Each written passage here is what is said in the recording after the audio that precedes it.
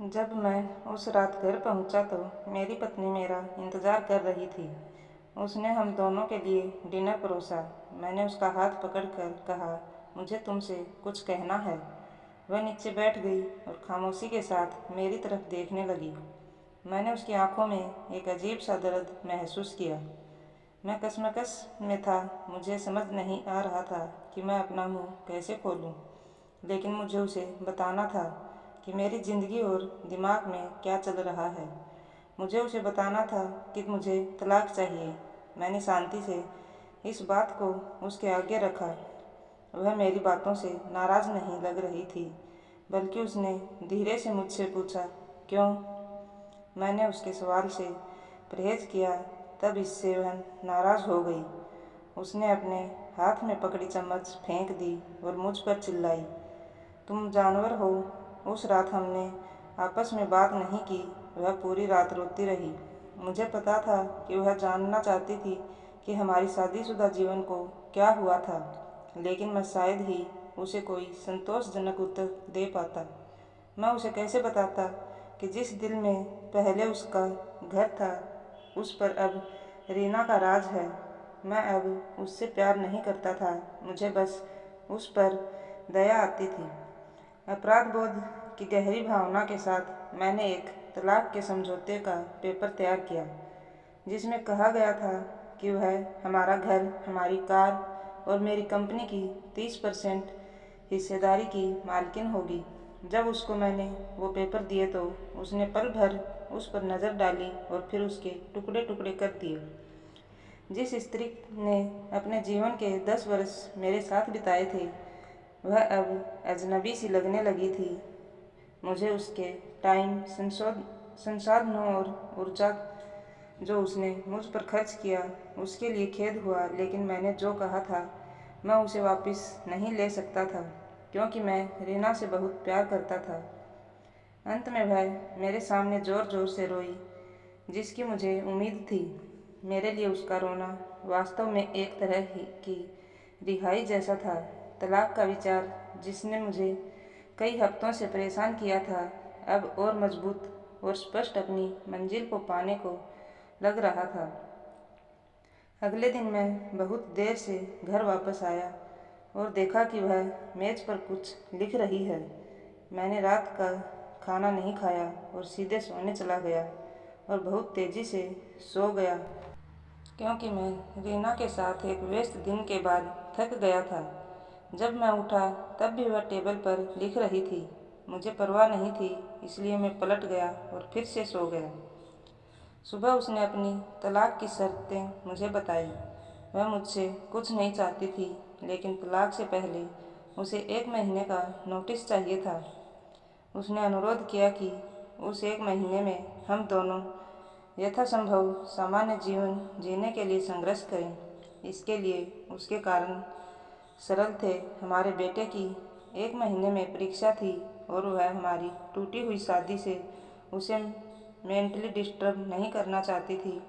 यह तो मुझे भी मंजूर था, बेटा तो हम दोनों का था। लेकिन उसके पास एक और शर्त थी। उसने मुझे याद करने के लिए कहा कि कैसे मैं उसे अपनी शादी के दिन दुल्हन के कमरे में ले गया था। उसने रिक्वेस्ट किया कि 1 महीने तक मैं हर दिन उसे अपने बेडरूम से सामने के दरवाजे तक ले जाऊं।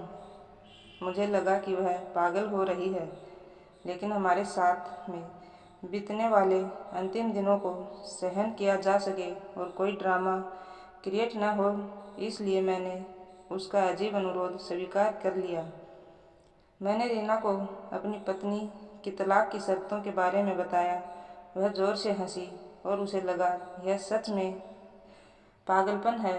कोई फर्क नहीं पड़ता कि वह कौन सी चालें चलती है, उसे तलाक का सामना करना ही पड़ेगा, उसने तिरस्कारपूर्वक कहा। अगले दिन से 1 महीने का नोटिस पीरियड शुरू हो गया। मेरे तलाक के इरादे को स्पष्ट रूप से व्यक्त किए जाने से पहले से ही मेरी पत्नी और मेरे बीच कोई शारीरिक संपर्क नहीं रह गया था। इसलिए जब मैंने उसे पहले दिन गोद में उठाया तो हम दोनों को अजीब लगा। हमारे बेटे ने हमारे पीछे ताली बजाई। डैडी ने मम्मी को गोद में लिया है। उसके शब्दों ने मुझ में एक दर्द की भावना जगाई। शयन कक्ष से बैठकर कक्ष तक, फिर दरवाजे तक मैं उसे गोद में लेकर 10 मीटर से अधिक चला। उसने आंखें बंद की और धीरे से कहा, हमारे बेटे को तलाक के बारे में मत बताना। मैंने सिर हिलाया। कुछ परेशानी महसूस कर रहा था। मैंने उसे दरवाजे के बाहर नीचे उतार दिया। वह काम पर जाने के लिए बस की प्रतीक्षा करने लगी। मैं ऑफिस के लिए अकेला चला गया। दूसरे दिन हम दोनों ने काफ़ी आसानी से एक्टिंग कर ली। वह मेरे सीने पर झुक गई। मैं उसके ब्लाउज की खुशबू सूंघ सकता था। मुझे एहसास हुआ कि मैंने इस महिला को लंबे समय से ध्यान से नहीं देखा था। मुझे एहसास हुआ जब वह जवान नहीं रही थी। उसके चेहरे पर कम सही लेकिन झुर्रियाँ आ गई थी। उसके बाल सफ़ेद हो रहे थे। हमारी शादी से उस पर बुरा असर पड़ा है। 1 मिनट के लिए मैंने सोचा कि मैंने उसके साथ क्या कर दिया है। चौथे दिन जब मैंने उसे उठाया तो मुझे आत्मीयता की वापसी का आभास हुआ। अरे, यह वही महिला है जिसने मुझे अपनी ज़िंदगी के 10 अमूल्य साल दिए हैं।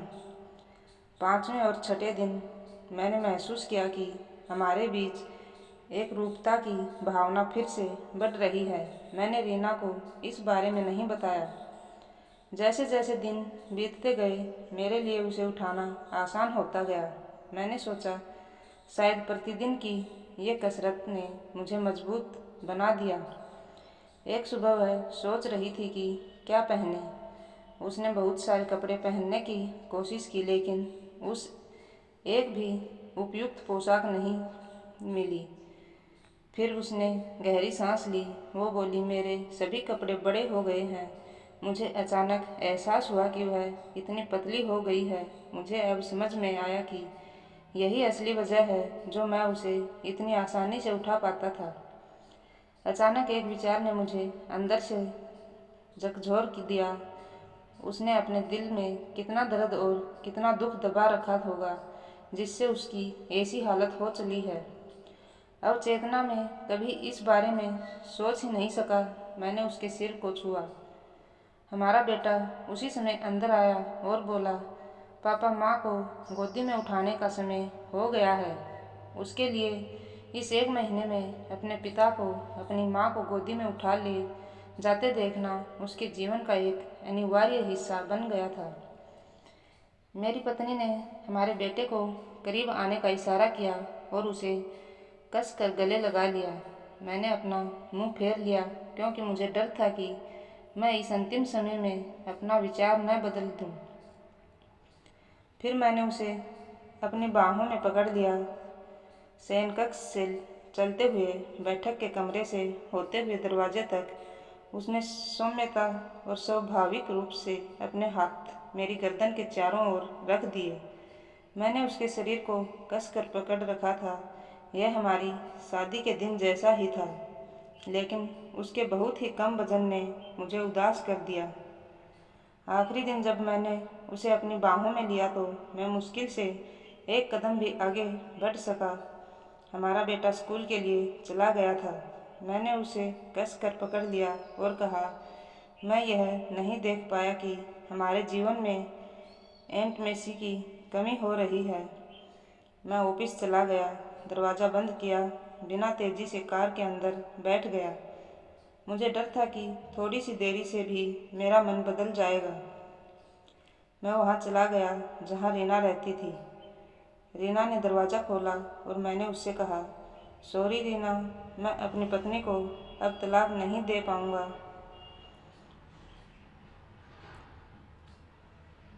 उसने मुझे आश्चर्य से देखा। वो अचंभे में थी और फिर मेरे माथे को छुआ। क्या तुमको बुखार है? उसने पूछा। मैंने अपने सिर से उसका हाथ हटा दिया। सॉरी रीना, मैंने कहा मैं तलाक नहीं लूँगा। मेरा वैवाहिक जीवन शायद इसलिए उबाऊ था क्योंकि वह और मैं अपने जीवन के छोटे छोटे पलों को महत्व नहीं देते थे। इसलिए नहीं कि हम अब एक दूसरे से प्यार नहीं करते थे, अब मुझे एहसास हुआ कि जब से मैं उसे अपनी शादी के दिन अपने घर ले आया था, तब मैंने और उसने एक दूसरे से वादा किया था कि हम एक दूसरे का साथ तब तक नहीं छोड़ेंगे जब तक कि मौत हमें अलग न कर दे। ऐसा लग रहा था कि रीना अचानक शौक से जाग गई। उसने मुझे एक जोरदार थप्पड़ मारा और फिर दरवाज़ा मेरे मुंह पर पटक दिया और फूट फूट कर रोने लगी। मैं उसके घर से बाहर आया और अपने घर की ओर चल दिया। रास्ते में फूलों की दुकान पर मैंने अपनी पत्नी के लिए फूलों का गुलदस्ता लिया। सेल्स गर्ल ने मुझसे पूछा कि कार्ड पर क्या लिखूं।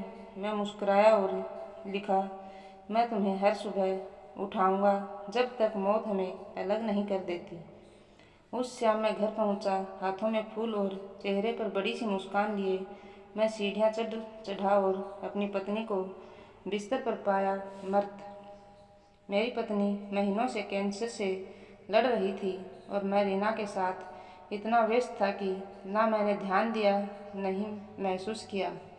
वह जानती थी कि वह जल्द ही मर जाएगी और वह मुझे हमारे बेटे की नकारात्मक प्रतिक्रिया से बचाना चाहती थी। अगर हम तलाक के साथ आगे बढ़ते तो मेरा बेटा मुझसे पक्का नफरत करता। कम से कम हमारे बेटे की नज़र में एक प्यार करने वाला पति हूँ।